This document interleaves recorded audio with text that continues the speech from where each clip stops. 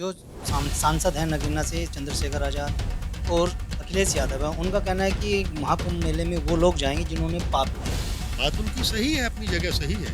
पापी लोग ही तो जाएँगे। ऐसे इंसान के साथ क्या उलझना, क्या बात करना, जिसने ना तो वेद पढ़े हैं, जिसने ना कोई शास्त्र पढ़े हैं, ना उपनिषद पढ़े हैं। प्रयागे माघ पर्यंत त्रिवेणी संगमे शुभे निवासाय पुण्यशीलानाम कल्पवासो ही उच्यते। कुछ लोग विपक्ष के, जिनका काम ही यही है कि कोई भी कार्य अच्छा हो उसका विरोध करना। हज हाउस भी मत बनवाते। जो सब्सिडी दी जाती है हज के लिए, वो सब्सिडी खत्म कर दो। 144 वर्ष के बाद ये महाकुंभ आया है, इसमें संत नहाएंगे, ऋषि नहाएंगे, महात्मा नहाएंगे, मंडलेश्वर नहाएंगे, नागा साधु नहाएंगे, शंकराचार्य नहाएंगे, जिन्होंने तप किया हुआ। अगर अखिलेश जी का या आदरणीय चंद्रशेखर जी का मन करता है वहां जाने को, तो गंगा जी में स्नान कराएं। नहीं मन करता तो मत जाएं। इनको धर्म के बारे में कोई ज्ञान नहीं है, आध्यात्म के बारे में कोई ज्ञान नहीं है। ऐसा संयोग 144 वर्ष के बाद बन रहा है। हो सकता है आप और मैं या हमारे दर्शक अगला महाकुंभ ना देखें।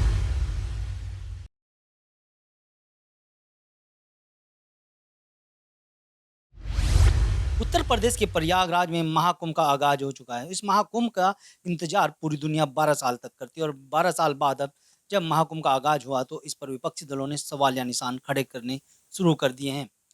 कई नेताओं का ये कहना है कि जो महाकुंभ मेले में स्नान करने जाएंगे वो अपने पाप धोने जाएंगे, यानी जो पापी लोग हैं वही इस मेले में स्नान करने के लिए जाएंगे।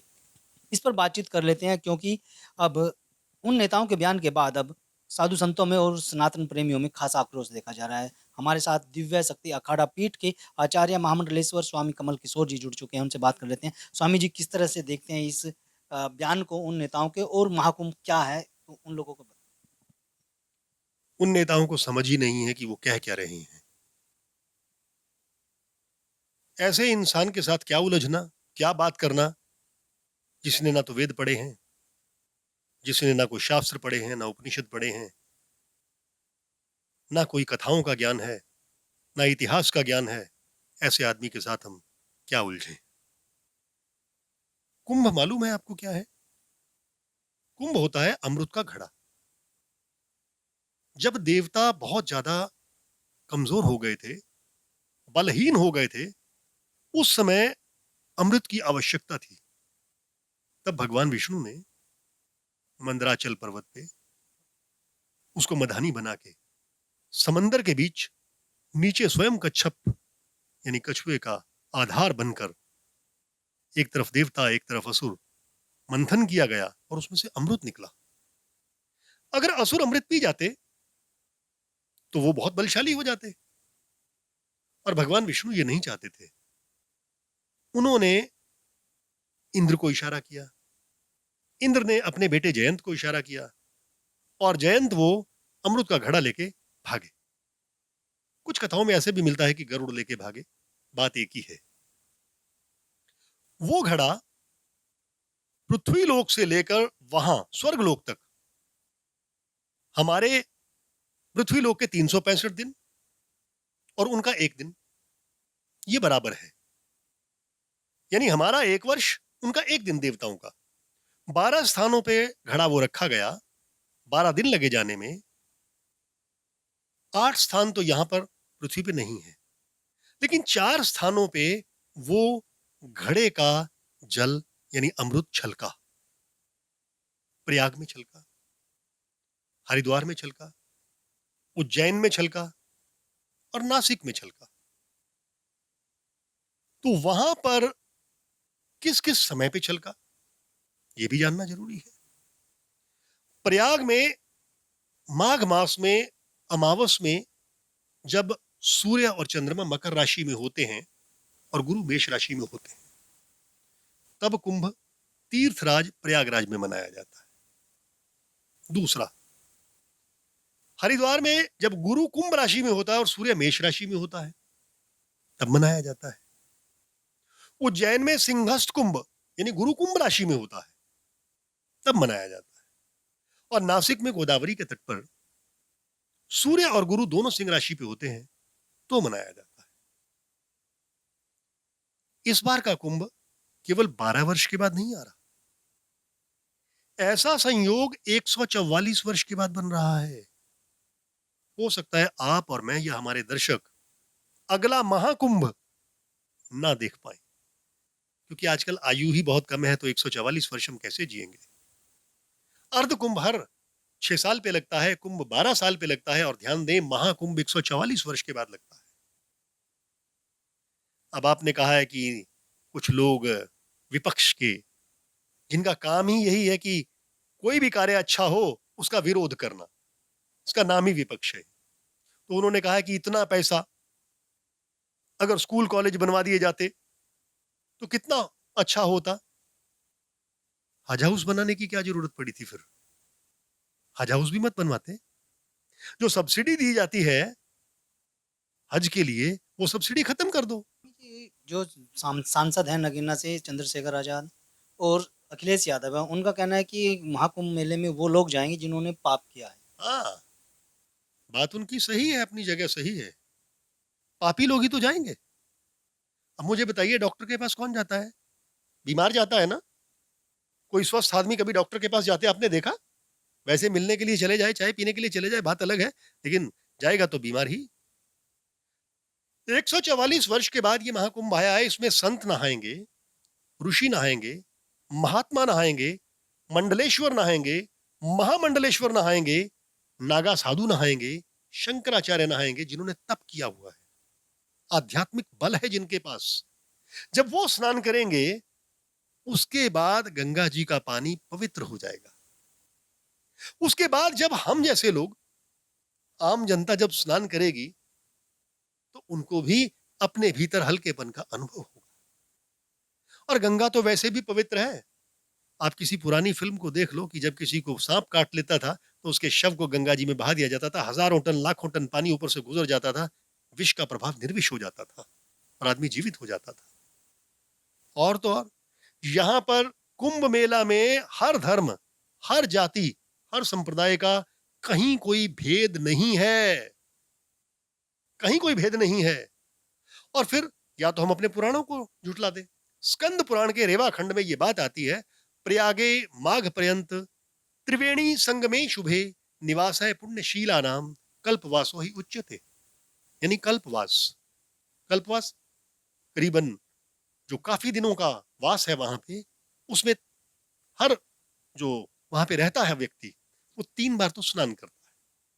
त्रिकाल संध्या यानी 3 बार संध्या करता है, भूमि पे शयन करता है, जप करता है, तप करता है, हवन करता है, पूजन करता है, अर्चन करता है, कथा श्रवण करता है, सत्संग करता है, संतों के साथ बैठता है और हरि भजन करता है। तो क्या बुराई है अगर कुछ अच्छी चीजें सीखने को मिलती हैं सत्संग में, तो बड़ी अच्छी बात है। आचार्य जी, ये सवाल जो है वो लोग उठा रहे हैं जो सनातन धर्म में पैदा हुए हैं। पूर्व मुख्यमंत्री अखिलेश यादव अब सांसद हैं, जो संसद में लोगों की समस्याएं उठाते हैं। वो लोग अगर ऐसे सवाल उठाएंगे तो कहीं ना कहीं लोगों की आस्था को ठेस जरूर पहुंचेगी, ठेस पहुंच रही है। यही आक्रोश अब संतों में भी देखा जा रहा है और ये आक्रोश सनातन प्रेमियों में भी। हम तो यही कहेंगे कि हमें आक्रोश नहीं करना है। संतों का स्वभाव है ऐसे व्यक्तियों को माफ कर देना। संत का मतलब ही होता है सम अंत। हम दुख में, सुख में, हर्ष में, शोक में, लाभ में, हानि में, यश में, अपयश में, सब जगह बराबर रहते हैं, सम रहते हैं, संतुलन में रहते हैं। तो संतों को तो आक्रोश करने की आवश्यकता ही नहीं है। अगर अखिलेश जी का या आदरणीय चंद्रशेखर जी का मन करता है वहां जाने को, तो गंगा जी में स्नान कराएं। नहीं मन करता तो मत जाएं। कोई उनके ऊपर कोई जबरदस्ती तो नहीं थोपी जा रही। ये बात हमने तो जो शास्त्रों में कहा वो कहा, शास्त्रों ने जो समझाया वो हमने समझाया। आगे उनकी इच्छा है, जाना या ना जाना उनकी इच्छा है। आपको बताऊं, ये जो हमने कहा है कि माघ अमावस में सूर्य चंद्रमा मकर राशि में और गुरु मेष राशि में होता है, तो वहां से जो किरणें आती हैं ग्रहों से, वो उस जल को बहुत पवित्र कर देती हैं। अब मैं आपको एक छोटी सी उदाहरण दूंगा। आप देखें, हमारे शरीर के अंदर रक्त होता है, ब्लड होता है। ब्लड के जब भी कोई टेस्ट करवाने के लिए जाते हैं तो उसका प्लाज्मा टेस्ट किया जाता है, सीरम जिसे बोलते हैं, सीरम के टेस्ट होते हैं। उस सीरम की संरचना और समुद्र के पानी की संरचना 98.8% यानी 98.8% एक जैसी है। अब जब चंद्रमा पूरा होता है, पूरा चंद्रमा, पूर्णिमा की रात होती है, तो समुद्र का पानी 12-12 मीटर ऊंचा उछल जाता है। वो 12 मीटर पानी आया कहां से? छोटे छोटे द्वीप ढक देता है, पत्थर सब ढक देता है। कहां से पानी आया आज तक किसी को नहीं पता। धूप निकली, सारा पानी 12 का 12 मीटर नीचे चला गया। कहां चला गया आज तक किसी को नहीं पता। अगर वो समुद्र के संरचना के हिसाब से चंद्रमा उस पर प्रभाव डालता है, तो हमारे भी तो प्लाज्मा की यानी सीरम की संरचना 98.8% मिलती है ना चंद्रमा से, तो वहां भी तो प्रभाव पड़ता है हमारे शरीर पे। पागलपन के जो केसेस आते हैं वो ज्यादातर वो सारे के सारे पूर्णिमा की रात में क्यों आते हैं? ठीक है कि नहीं? महाराज जी, ऐसे नेताओं को क्या जवाब देना चाहेंगे जो खुलेआम इस तरह की बयानबाजी करते हैं, विकास कार्यों को कहीं ना कहीं इग्नोर कर देते हैं और सीधा सीधा सनातन धर्म को टारगेट करने लगते हैं? इनका तो काम ही है विरोध करना। इनको धर्म के बारे में कोई ज्ञान नहीं है, आध्यात्म के बारे में कोई ज्ञान नहीं है। अगर इन्होंने वास्तव में पढ़ा होता, वैज्ञानिक तरीके से हमारे ग्रंथों को पढ़ा होता, हमारे आमने सामने बिठाइए ना इनको, हम इनको ज्ञान देंगे कि किस तरह से, जैसे हमने अभी आपको बताया है, सूर्य अगर 3 दिन ना निकले तो हमारी हड्डियां जो हैं उसमें कैल्शियम खत्म होना शुरू हो जाता है। सूर्य प्रभाव डालता है, मंगल प्रभाव डालता है, बुध प्रभाव डालता है, शुक्र शनि सब हमारे शरीर पर प्रभाव डालते हैं, इसीलिए कुंडली भी बनती है। और फिर भी अगर ये लोग नहीं मानते हैं तो क्या किया जा सकता है? ना माने, इनको जबरदस्ती तो हम मनाने से रहे, क्योंकि हम संत ठहरे, और संत कभी किसी के साथ जबरदस्ती नहीं करता है। संत अपनी बात कहता है, किसी को समझ में आ जाए तो ठीक। वैसे ही जैसे एक क्लास में 60 बच्चे होते हैं जो समझ जाते हैं, वो फर्स्ट डिवीजन हासिल कर लेते हैं, और कुछ बच्चे ऐसे भी होते हैं जो लगातार 3-3, 4-4, 5-5 साल फेल ही होते रहते हैं। महाराज जी, ऐसे नेताओं को क्या मैसेज दोगे जो लगातार इस तरह की टिप्पणियां करते हैं और फ्री की पब्लिसिटी हासिल कर लेते हैं? ये जो पब्लिसिटी आपने कहा ना फ्री की हासिल कर रहे हैं, ये क्षणिक है। थोड़ी देर बाद लोग इनको भूल जाएंगे, इन नेताओं को भी भूल जाएंगे।